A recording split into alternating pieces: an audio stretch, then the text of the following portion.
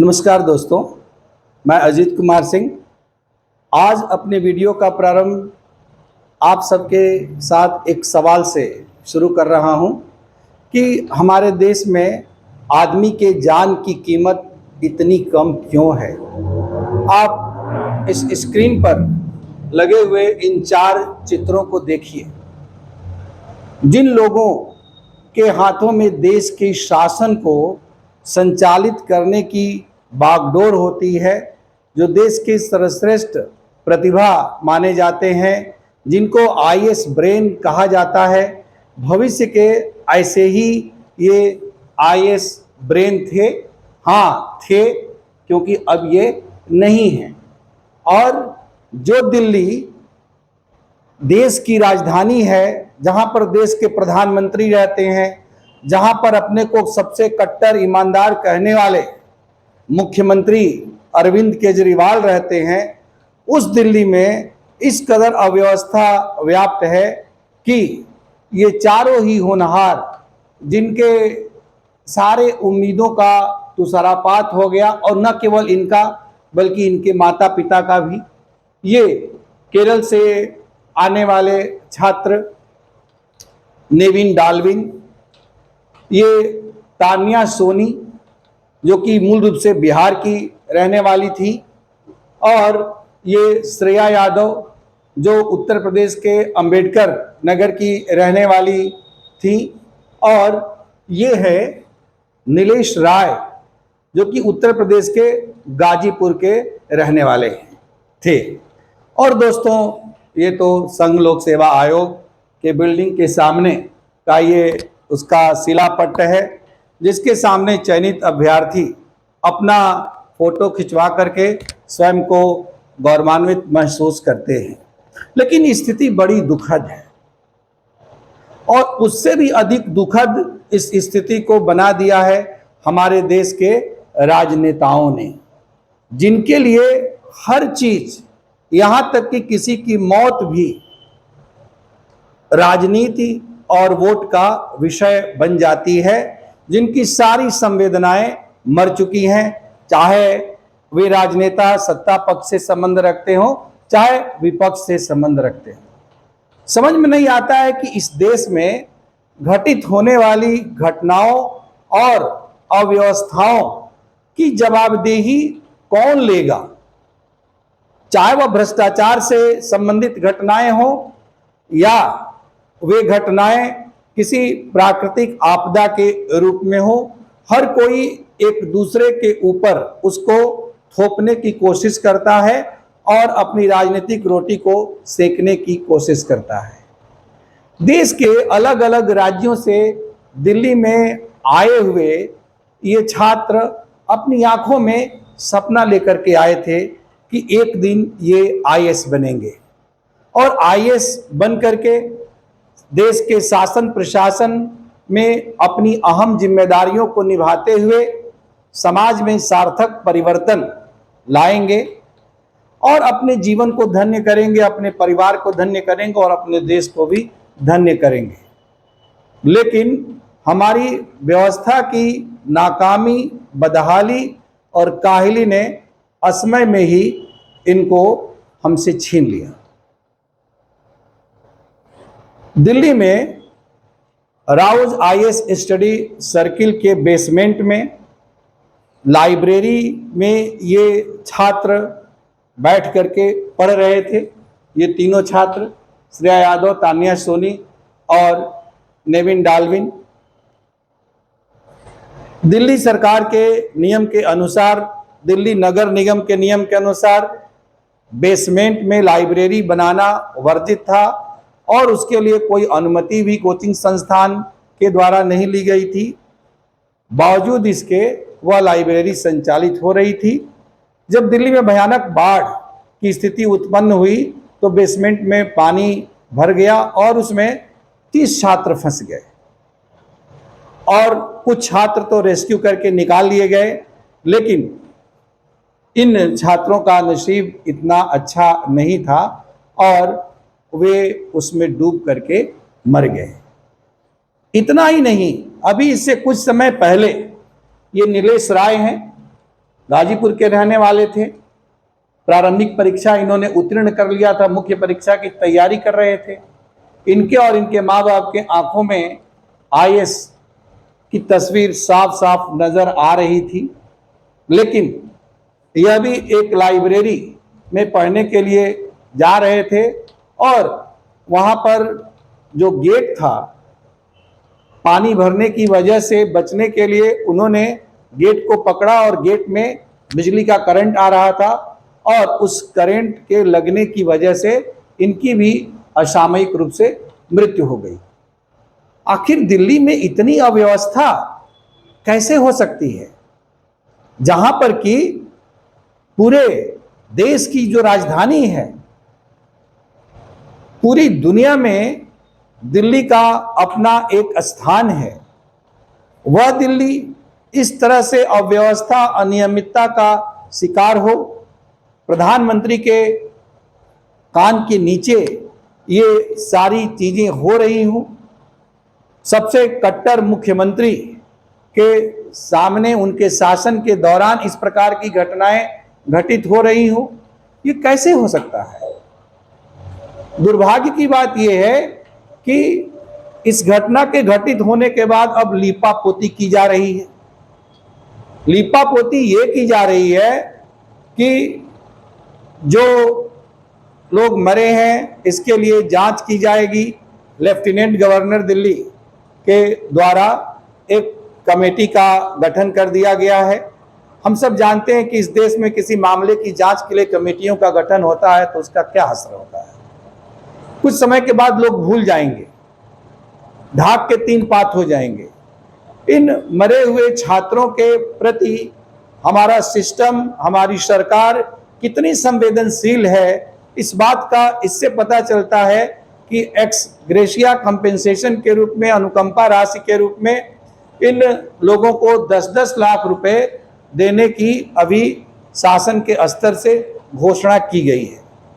अब हंसी भी आती है और अपार कष्ट भी होता है कि इसी देश के एक मंत्री हैं जो बड़े गर्व के साथ कहते हैं कि मनु भाकर, जिन्होंने शूटिंग में अभी 10 मीटर की पिस्टल शूटिंग के अंतर्गत कांस्य पदक जीत करके देश को गौरवान्वित किया, तो उनके बारे में उन्होंने कहा कि इसके लिए सरकार ने बहुत प्रयास किया था और इनके प्रशिक्षण पर, विदेश में इनको प्रशिक्षण दिलवाया गया, उसके ऊपर सरकार का 2 करोड़ रुपए या उससे अधिक रुपए खर्च हुआ।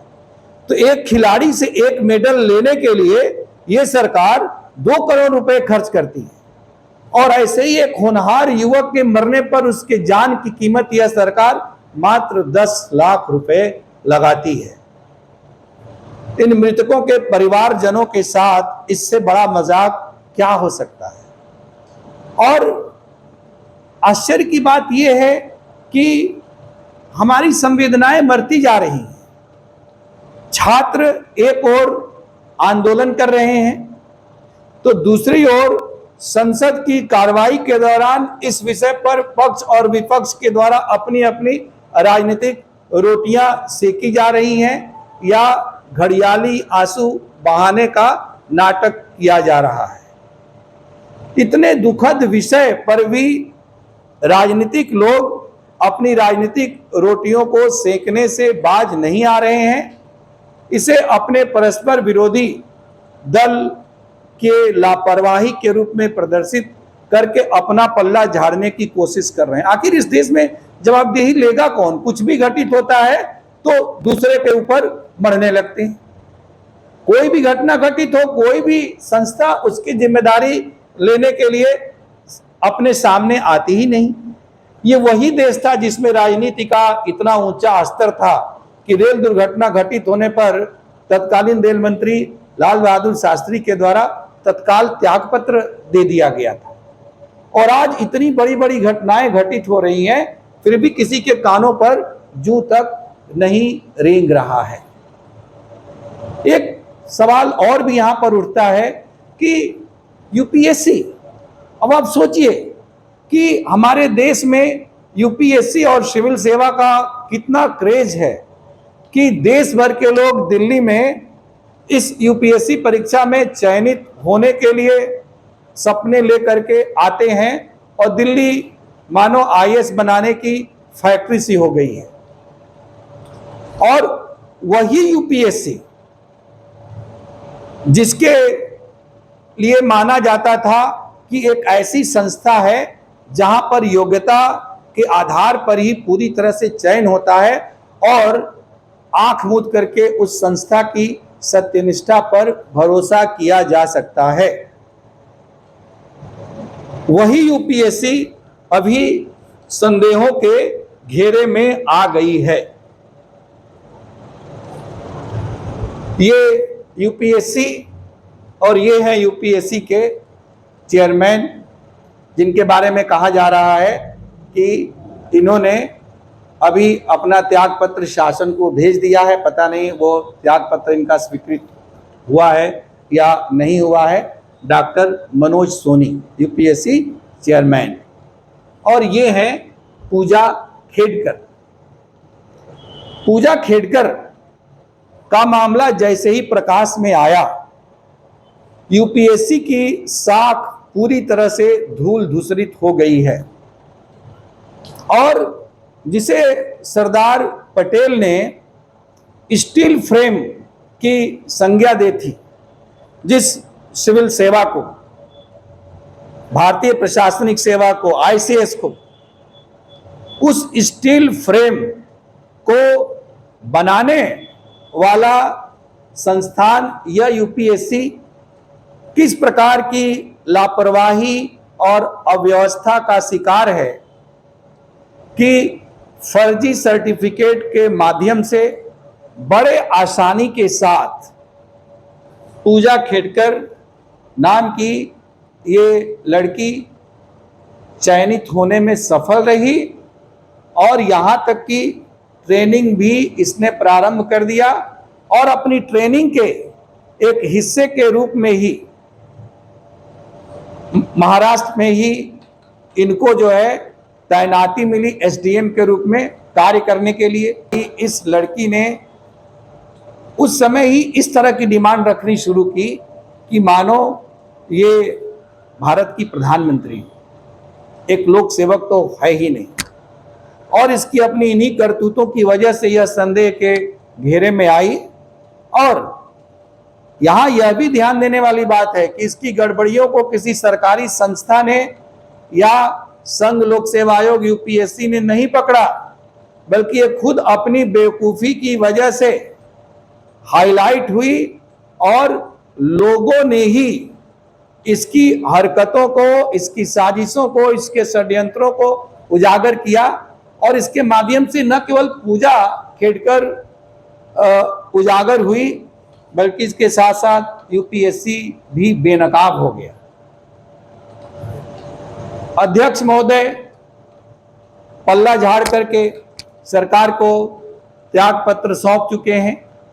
क्या उनकी जवाबदेही नहीं बनती है कि जब तक इस मामले की पूरी तरह से जांच नहीं हो जाती, तब तक वे अपने पद पर रहते हुए इस लापरवाही की जिम्मेदारी लें और इस पूरे मामले को पूरी तरह से निष्पक्षता के साथ उसकी तह में जा करके उसकी जांच करवाएं और उसके बाद ही यदि इसमें इनकी भी लापरवाही पाई जाती है तो उसकी जिम्मेदारी लें और संविधान के अनुसार जिस प्रकार का भी दंड इनके लिए सुनिश्चित हो, उस दंड को भी इन्हें स्वीकार करना चाहिए।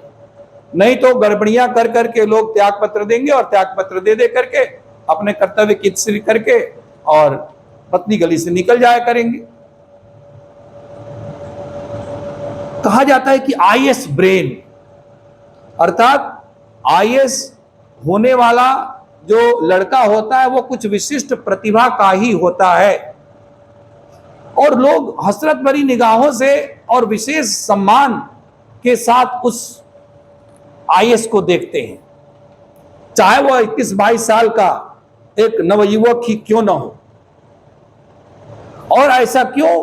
क्योंकि अभी तक लोगों का भरोसा था कि ब्रिटिश पीरियड से ही यूपीएससी एक ऐसी संस्था रही है जो कि निर्भीक विवेक के साथ एक बहुत ही कठोर परीक्षा प्रणाली के माध्यम से कई स्तरों पर परीक्षा लेते हुए योग्यतम अभ्यर्थी का चयन करती है।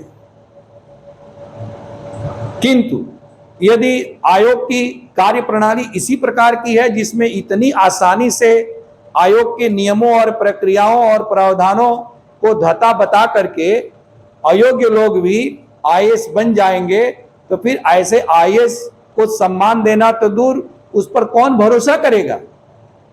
और जो सचमुच में प्रतिभाशाली और अपनी योग्यता के दम पर चयनित होने वाले सही में आईएएस ब्रेन वाले आईएएस अधिकारी हैं, उनको भी लोग संदिग्ध दृष्टि से देखेंगे कि कहीं ये भी आरक्षण का गलत फायदा उठा करके गलत सर्टिफिकेट का इस्तेमाल करके चयनित तो नहीं हो गया है। तो यहाँ पर यह भी देखने की आवश्यकता है कि इस मामले की जिम्मेदारी कौन लेगा। सरकार जब कभी भी कोई ऐसी बहुत महत्वपूर्ण घटना घटित होती है तो दुख के साथ कहना पड़ रहा है कि सरकारें मौन साध लेती हैं।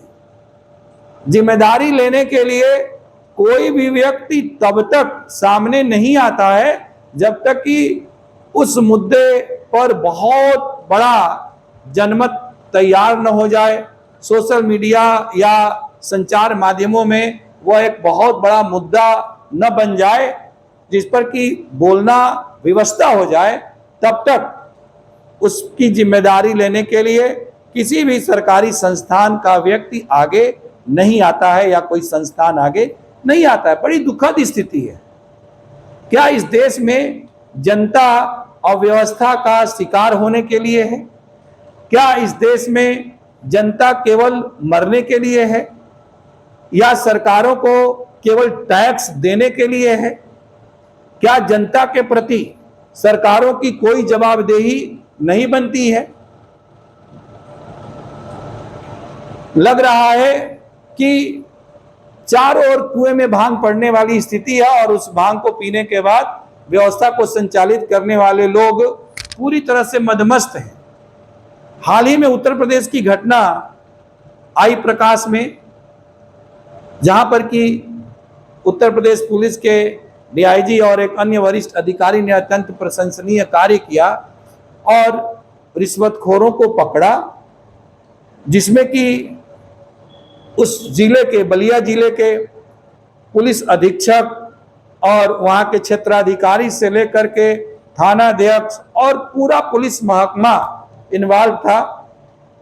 और बड़े आराम से न जाने कब से वहां पर वसूली हो रही थी। प्रतिदिन 1.5 लाख रुपए की वसूली हो रही थी। सालाना 18 करोड़ रुपए की वसूली का उनका बजट था। इतना बड़ा भ्रष्टाचार कैसे हो सकता है? और उस भ्रष्टाचार का शिकार कौन होता है? हम आप होते हैं। हमें याद आ रही है कविता जो पूरी तरह से यहां पर प्रासंगिक प्रतीत हो रही है कि लग रहा है आंसुओं पर टैक्स पीड़ा कुर्क होती, लग रहा है आंसुओं पर टैक्स पीड़ा कुर्क होती, गर्म ताजा खून खेतों में बुआया जा रहा है, मुस्कुराने के लिए 2-4 लम्हे मांगने पर हर महकते फूल को बागी बताया जा रहा है। सोचने की बात है कि यदि इस अव्यवस्था के प्रति कोई भी व्यक्ति अपनी आवाज बुलंद करता है तो उस व्यक्ति को प्रोत्साहित करने के बदले उसे खुद ही हतोत्साहित किया जाता है, यहां तक कि उसे गलत मुकदमों में फंसाया जाता है और उसी को उस कुचक्र का शिकार बना दिया जाता है। इसकी वजह से इस प्रकार के मुद्दों को उठाने वाले विशिल ब्लोअर जिनको कहते हैं, ऐसे लोग इस व्यवस्था में आगे नहीं आ पा रहे हैं। कितना आडंबर के साथ लोकपाल का आंदोलन चलाया गया और लोकपाल का कानून भ्रष्टाचार को रोकने के लिए बनाया गया। आज कहां है लोकपाल? आज कहां है लोक आयोग? कहां है वो अरविंद केजरीवाल जो जन लोकपाल की बात किया करते थे? आखिर ये लोकपाल कर क्या रहा है? ये देश जा किधर रहा है? क्या हम सब मरने के लिए ही अभिशप्त हैं इस प्रकार की व्यवस्था में? क्या इस देश की जो राजनीति हो रही है संसद में, हालांकि ये पिछले संसद का, पुराने संसद का चित्र है, तो इस संसद में जनता के प्रतिनिधि या नुमाइंदे बैठ करके क्या जनता के लिए कार्य कर रहे हैं? पूरा का पूरा बजट सत्र मानो प्रहसन हो गया है। सत्ता पक्ष और विपक्ष के बीच में जिस तरह की चीजें घटित हो रही हैं, संसद की गरिमा तार तार हो रही है और किसी भी प्रकार की सार्थक बहस हो ही नहीं रही है। मुख्य मुद्दों से लोगों का ध्यान भटकाया जा रहा है और पक्ष और विपक्ष दोनों ही मिलकर के नूरा कुश्ती कर रहे हैं। और यही कारण है कि इस प्रकार की अव्यवस्था बनी हुई है कि ये छात्र मरने के लिए विवश है। आखिर किन उम्मीदों से कोई माता पिता अपने बच्चे को दिल्ली भेजेगा? उसका सपना है कि एक दिन मेरा बेटा फ्लाइंग कलर्स के साथ आईएएस बन करके घर वापस आएगा, लेकिन जब उसकी डेड बॉडी ही घर पर आएगी तो ऐसे माता पिता का क्या होगा? उन माता पिता की जगह पर हमारे देश के ये नेता स्वयं को रख करके देखें और इन बच्चों को अपने बेटे बेटियों की जगह पर रख करके देखें, तब शायद उनकी मरी हुई आत्मा जगेगी और वह अपनी संकीर्ण राजनीतिक स्वार्थों से ऊपर उठ करके उस कोचिंग संचालक के विरुद्ध सख्त कार्रवाई करेंगे। वह नगर निगम जो घोर अव्यवस्था का शिकार है, जो कि बेसमेंट में लाइब्रेरी के संचालन को रोक नहीं पाया, उस नगर निगम की जवाबदेही तय की जा सकेगी। और भी जो लोग इस प्रकार की अव्यवस्था के लिए जिम्मेदार हैं, उनको दंडित किया जा सकेगा। लूट मची है दिल्ली में। छात्रों से बिजली का बिल, जहां पर कि दिल्ली में फ्री में बिजली पानी दी जाती है, मकान मालिकों के द्वारा 12-12, 16-16 रुपए पर यूनिट बिजली का किराया वसूला जा रहा है। होटल में खाना खिलाने वाले मुट्ठी भर मैगी के लिए 50 रुपए उनसे ले रहे हैं। 9x4 के छोटे छोटे केबिन रूपी कमरे हैं और उसके लिए 10-10 हजार रुपए किराया लिया जा रहा है। कोचिंग संस्थानों के जो संचालक हैं, उन बच्चों से 2.5 3-3 लाख रुपया कुल मिला करके पूरे सिविल सर्विसेज का कंप्लीट जो सिलेबस है उसकी कोचिंग के लिए उनसे वसूल रहे हैं। क्या इस देश की प्रदेश सरकार और केंद्र सरकार सोई हुई है? इस देश का शासन प्रशासन सोया हुआ है? उन लोगों को क्या इसकी कहीं भी जानकारी नहीं है? उसी दिल्ली में जो तमाम अभ्यर्थी सिविल सेवा के लिए तैयारी कर रहे हैं, उसमें से तमाम के माता पिता खुद आईएएस हैं, खुद उच्च पदों पर कार्यरत हैं, खुद वो डीजीपी और आईजी डीआईजी होंगे और हो सकता है कि वो उसी व्यवस्था से बन करके निकले भी हों। क्या उनके अंतर्गत, उनके मन में थोड़ी भी नैतिकता शेष नहीं बची है? उनका जमीर क्या पूरी तरह से मर चुका है? क्या यह अव्यवस्था उनको दिखाई नहीं पड़ती है? इसे रोकने के लिए उन लोगों के द्वारा कोई प्रयास क्यों नहीं किया जाता है? मैं स्वयं एक कोचिंग का संचालक हूं, लेकिन मुझे यह कहने में कोई गुरेज नहीं है कि तमाम जो कोचिंग संचालक हैं, उन्होंने शिक्षा का 100% व्यवसायीकरण कर दिया है।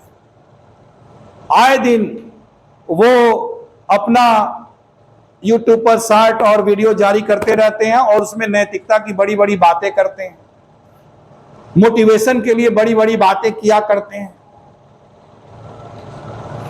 जो स्वयं ही अपना नाम कीर्ति रख लेते हैं।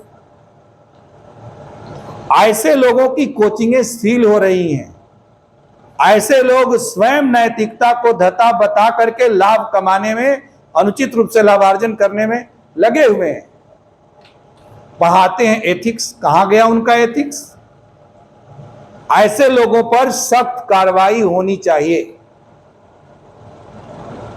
जो पैसा दे करके खुद का एक आर्टिफिशियल ग्लैमर क्रिएट करते हैं, बाह्य आडंबर खड़ा करते हैं, अंदर से पूरी तरह से खोखले लोग हैं,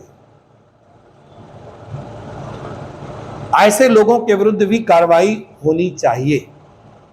ये हमारे समाज के और हमारे युवकों के कभी भी आइकन नहीं हो सकते। ये बात हमारे युवकों को भी समझने की आवश्यकता होगी। आप में प्रतिभा होगी तो आप स्वयं को इन प्रशिक्षण संस्थानों का मोहताज मत बनाओ। आप अपने दम पर स्वाध्याय से, अपनी प्रतिभा से सही रणनीति तैयार करके भी आप आईएएस बन सकते हो।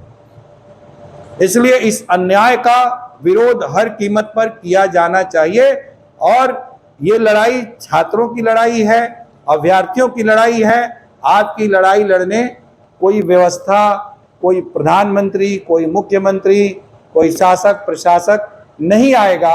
आपको याद रखना होगा, आपको ये लड़ाई खुद लड़नी होगी। और इस देश के छात्रों ने बार बार इस चीज को सिद्ध किया है। आजादी के पहले और आजादी के बाद भी सन 1942 के भारत छोड़ो आंदोलन में सर्वाधिक महत्वपूर्ण योगदान इस देश के छात्रों का था। इसी तरह से आजादी के बाद अब तक का जो सबसे बड़ा जन आंदोलन हुआ जयप्रकाश नारायण के नेतृत्व में, उस आंदोलन में जिसे समग्र क्रांति कहा गया, उसमें भी सबसे महत्वपूर्ण और सक्रिय भूमिका इस देश के छात्र समुदाय की रही। तो जब आप पूरे देश की लड़ाई लड़ सकते हो तो अपने हितों की लड़ाई क्यों नहीं लड़ सकते? आपको संगठित होकर के आगे आना पड़ेगा और इस पूरे सिस्टम को रेगुलेट करने के लिए एक व्यवस्थित, शांतिपूर्ण और एक सतत लड़ाई लड़नी पड़ेगी। इसके लिए हो सकता है कि कुछ समय के लिए आपको अपने लक्ष्य से विमुख भी होना पड़े, लेकिन इतना त्याग करने के लिए आपको तैयार रहना चाहिए।